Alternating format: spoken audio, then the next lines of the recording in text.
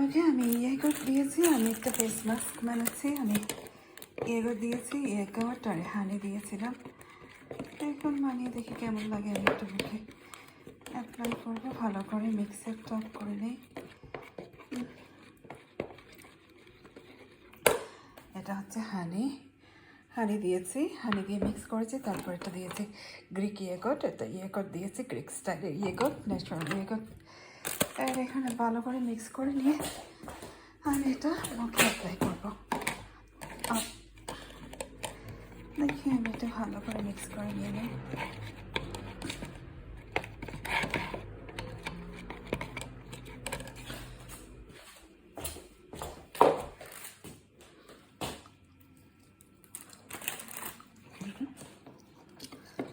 তো হয়ে গেল আমার